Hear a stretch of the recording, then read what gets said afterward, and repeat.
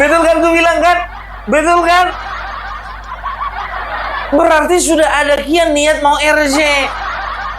Cuman pertimbangannya ya mungkin ya. Yang pertama gengsi. Yang kedua kehilangan teman. Yang ketiga kehilangan bohir. Mungkin loh ya, mungkin.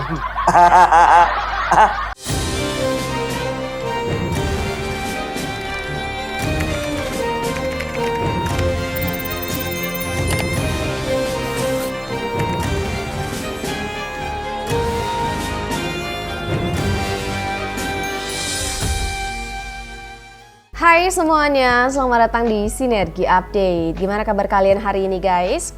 Semoga kita semua selalu diberikan kesehatan ya, dan juga keselamatan dari Tuhan Yang Maha Esa. Guys, kali ini ada kabar yang mengejutkan ya dari kuasa hukum. Entah ini kuasa hukum Pak Jokowi atau Roy ya, yang katanya itu mau memfasilitasi Roy ketika misalnya dia ingin RJ atau berangkat ke Solo. Tapi responnya itu seakan malu-malu kucing gitu guys. Jadi momen ini cukup menarik ya di kasus ijazah ini. Dan kalau misalnya memang ada niat, kemudian ada yang siap memfasilitasi maksudnya gitu ya. Ya harusnya kalau misalnya mau bisa tuh langsung bertemu dan langsung menyelesaikan. Yang artinya pintu memaafkan itu sebenarnya dari Pak Jokowi ini sebenarnya tidak pernah benar-benar ditutup loh guys ya. Tinggal mau atau tidak. Tapi di sisi lain respon dari pihak Roy ini kan memang seperti ada di antara ada keinginan untuk menyelesaikan, tapi ada juga gengsi yang masih menahan gitu guys. Jadi publik curiga ya, apakah ini ada tekanan mungkin atau entah dari lingkungan, pendukung atau bahkan kepentingan lain mungkin ya di belakang layar.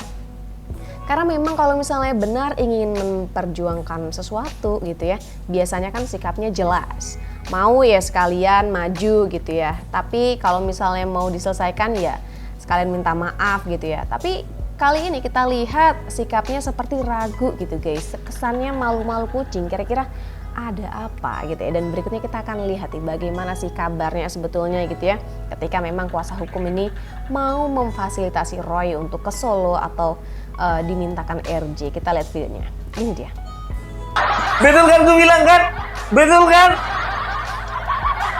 Berarti sudah ada kian niat mau RJ. Cuman pertimbangannya ya mungkin ya. Yang pertama gengsi. Yang kedua kehilangan teman. Yang ketiga kehilangan bohir. Mungkin loh ya, mungkin.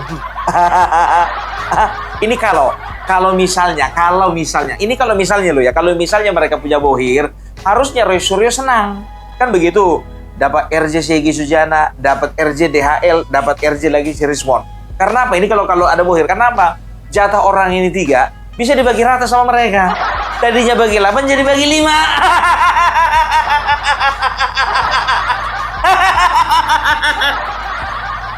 Aduh. Kalau ada bohir, insya Allah mudah-mudahan gak ada bohir.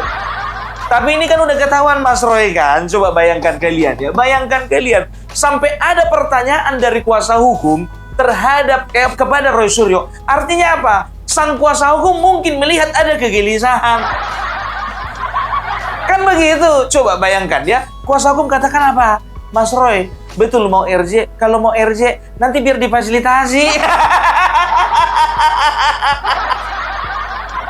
Nanti difasilitasi.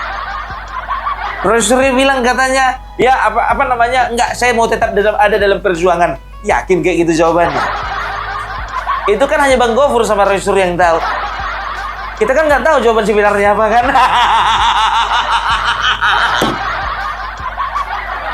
mungkin yang ditanya, mungkin dia jawab di awal-awal. Mungkin dia jawab di awal-awal, ya kan? Ya ditanya lah sama si Gofur, ya kan? Mas Suryo kira-kira masih mau nggak RJ? Kalau Bang RJ, biar nanti saya fasilitasi, kan begitu kan? Mungkin Roy Suryo jawaban awalnya begini, emangnya masih bisa? Aku hanya mengimajinasikan saja. Datanglah mungkin Gofur ini ya kan? Ya 50-50 sih. Ya, aduh, ya 50-50 sih. Datanglah Suryo ini ya kan? Kalau 50-50 ngapain kau tanya-tanya? Berarti dari kau aja nggak ada jaminan. Makanya dia berakhir pada satu kesimpulan, ya, saya tetap di perjuangan ini. Kenapa begitu? Kayak mana nggak 10 orang 50-50? Kita tetap berjuang aja lah. Menguji. Pertanyaan saya ingin menguji. Serius lah, Bang. Serius lah, Bang. Betul ini cuma menguji. Kurasa ya model Eli dan Neti pun juga kemarin itu menawarkan kepada Egy Sujana untuk RJ itu bukan dalam rangka menguji. Bukan dalam rangka menguji. Dia pun juga sebagai lawyer, sebagai kuasa hukum ya ingin yang terbaik untuk kliennya. Semua yang namanya kuasa hukum pasti ya ini hampir bisa dipastikan ingin yang terbaik untuk kliennya, kan begitu. Itu yang dilakukan Eli dan Neti. Itu juga yang dilakukan Jamada Girsang. Itu juga yang mau kau lakukan kemarin, kan? Jangan bilang menguji, Bang Gopur. Pengen tahu. Karena apa? Keuntungannya sama Bang Gopur juga. Kalau misalnya Roy Suryo berhasil Abang bawa ke Solo untuk minta maaf ke Bapak Joko Widodo, Bang Gopur dapat nama. Ya, jadi apa namanya si topi miring ini ya, menurut Irjen Mosado teman kita ya, ini dia harus berhati-hati nih si topi miring. Topi merah, sorry topi merah delima.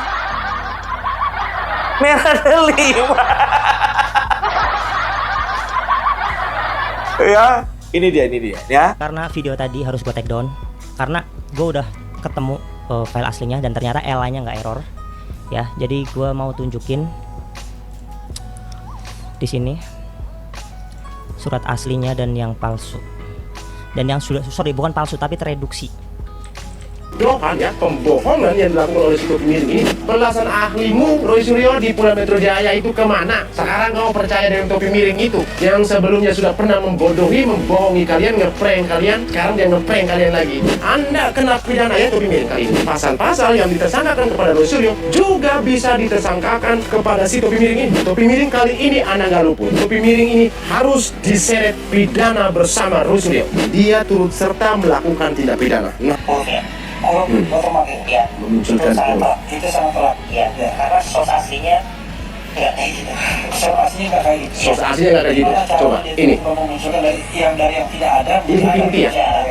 Itu sebenarnya dari mata telanjang aja. Kalau misalkan kita lihat ya Pak yang di IDES itu salah satu kan Pak Ismail itu nampilin source asli sama source yang ini yang muncul, huruf yang muncul gitu kan. Hubungannya Pas kalau dicek secara baik-baik ya itu sebelum diproses ke program udah ada ininya, udah ada hurufnya dan ada watermarknya kayak gitu. Maksudnya? Jadi sampai ikut serta itu, topi miring. Kau tuh apa? Hah? Apakah kau sedang dibayar oleh Refli atau Roy Suryo?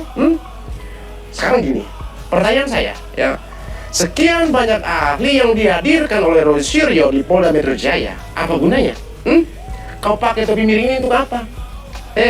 Belasan ahlimu Roy Suryo di Polda Metro Jaya itu kemana? Sekarang kau percaya dengan topi miring itu yang sebelumnya sudah pernah membodohi, membohongi kalian, ngeprank kalian, sekarang dia ngeprank kalian lagi. Otak kau di mana, Mas Roy? Sekelas mantan menteri macam Anda kualitasnya, wah, rugi besar ya sebelumnya Anda jadi menteri negara ya. Apalagi sekelas Refli Harun ya, yang katanya profesor ya, sekelas dia tanpa melakukan sebuah namanya fact checking atau uji perbandingan ya untuk melihat lebih jauh. Apalagi si Roy Suryo juga itu pakar telematika atau telepanci atau teletabis. Pakar apa itu ya? Dalam bukunya itu nggak pernah menjelaskan soal telematika secara detail, soal perhitungan matematisnya 99,9% itu apa? Nggak ada ya, nggak ada. Sekarang kemana belasan pakar ahli yang kau hadirkan di Polda Metro Jaya? Roy, kemana semua itu? Kemana? Jawab. Roy, bagaimana jawaban seseorang yang menjawab Pak Yusuf Kalla? Roy Panci nih ya, manusia yang nggak tahu diri sama sekali. Ini akibat apa? Akibat ya polisi membiarkan para bajingan seperti Roy Panci ini yang akan berkoar-koar walaupun sudah menjadi tersangka. Setiap hari menghina merendahkan Pak Jokowi.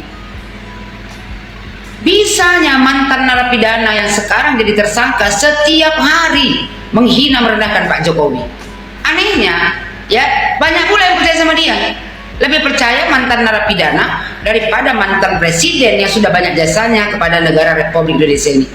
Buat kalian pihak kepolisian, kapan lagi mau kalian selesaikan masalah ini? Tangkaplah si Panci ini, ya kan? Tiap hari menebar kebencian kepada mantan presiden terbaik di negara Republik Indonesia ini. Sadar diri kau Panci. Kata si Panci, ya, barusan melakukan sedikit podcast di salah satu podcast. Emang kau pikir patah kali kau podcast kau itu? Itu kata dia kan, nanti tunggu aja podcast yang mana ya. Tak perlu ditunggu podcast kau. Ya, mantan narapidana seperti kau tak perlu dipercaya omongannya. Semua omongan kau itu menebar kebencian. Dendam apa kau kepada Pak Jokowi? Apa nggak dijadikan menteri kau di zaman Pak Jokowi? Makanya kau dendam sama Pak Jokowi. Orang gila kayak kau gini, ya tak pantas sebenarnya kemarin itu menjadi menteri. Makanya kau bawa Panci pulang ke rumah. Terus kata si Panci, karena ini gak ada hubungannya juga. Kata dia, ya memang gak ada hubungannya lah. Apa hubungannya? Kau, ya kan, memberikan komentar atas jawaban Pak Jokowi yang ditanya masalah JK. Kau membela JK, merendahkan Pak Jokowi. Salah orang kau. Yang kau rendahkan ini mantan presiden terbaik di negara Republik Indonesia ini. Yang kau puja-puja itu siapa? Kata si Panci kan, Mas Roy, bagaimana jawaban seseorang yang menjawab Pak Yusuf Kala? Gak perlu kau bilang seseorang, kau jawab aja langsung Joko Widodo. Dengan mengatakan saya orang kampung. Nah, kenapa saya harus jawab ini? Karena menggunakan diksi orang kampung itu. Apa urusan kau menjawab? Ya kan kalau Pak Jokowi bilang Pak Jokowi orang kampung, masalahnya di mana? Itu adalah jawaban elegan dari seorang Joko Widodo. Seorang yang rendah hati, bukan menyombongkan diri. Lalu kata si Panci, ya, itu artinya kampung atau kampungan. Kau yang kampungan setiap hari menyerang Pak Jokowi, ya, mantan narapidana tak sadar diri. Itu ada bedanya. Kalau yang namanya kampungan itu yang ada di bawah ini loh. Dia tunjukkan foto Pak Jokowi duduk memakai sarung. Pak Jokowi walaupun dia kampungan, ya, tapi dia adalah mantan presiden terbaik. Sementara kau yang perasaan kekotaan, ya, jadi apa kau bangkit? Kata dia kan, dia sok menjadi raja ya. Sejak kapan Pak Jokowi sok menjadi raja? Bukankah kau yang perasaan kau akan menjadi orang yang paling pintar di Indonesia? Pakar telematika. Padahal hanya orang mencari makan dengan menjual sensasi.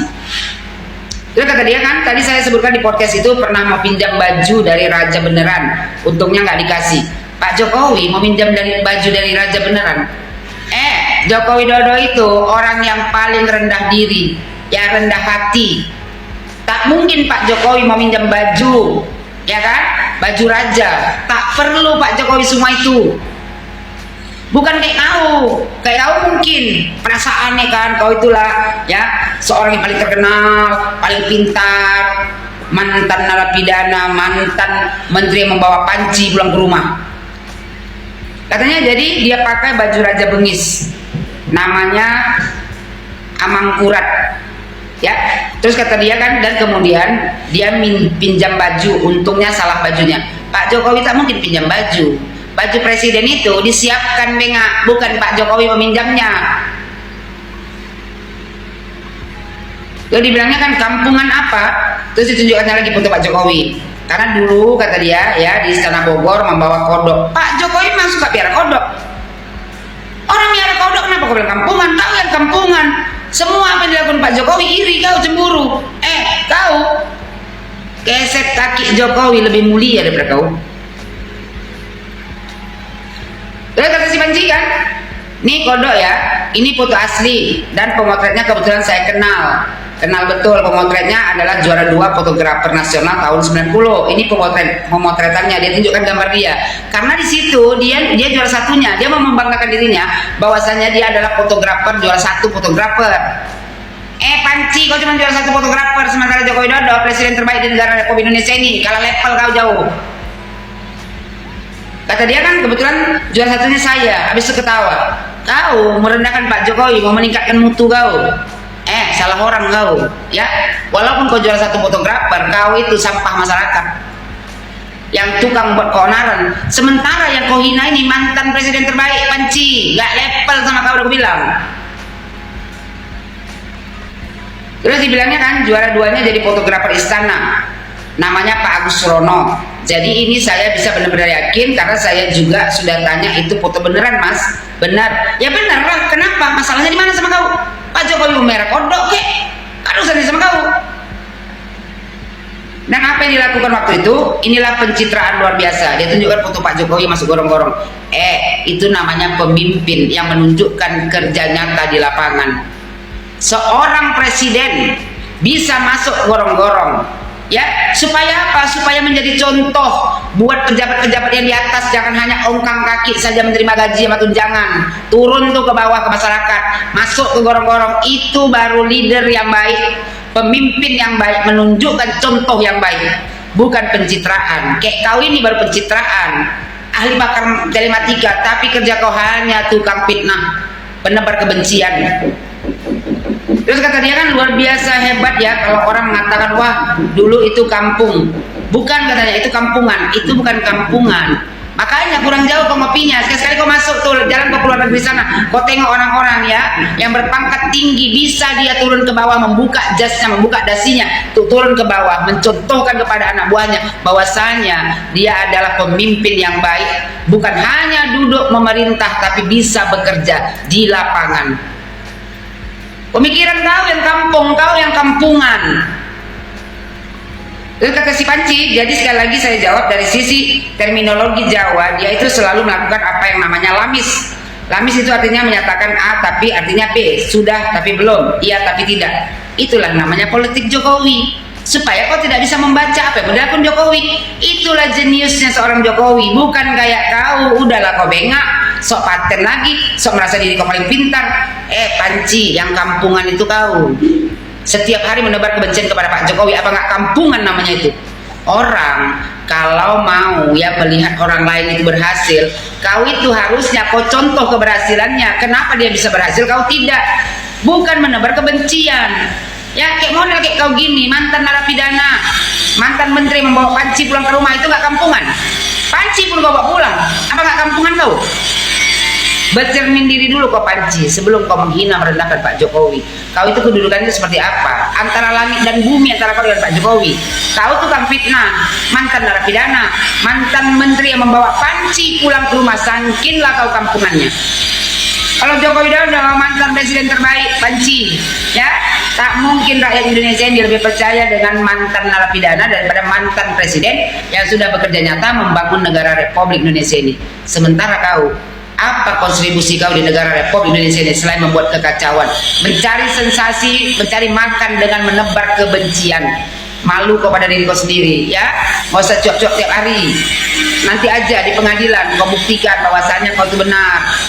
Lama-lama nengok muka kau Panci menjijikkan. Kau ini cocok tiba-tiba ditangkap, ya kan, dimasukkan penjara. Tuh nanti diponis berat-beratnya, dicampakkan ke Nusa Kambangan, biar nggak nampak lagi muka kau yang kayak Panci tuh.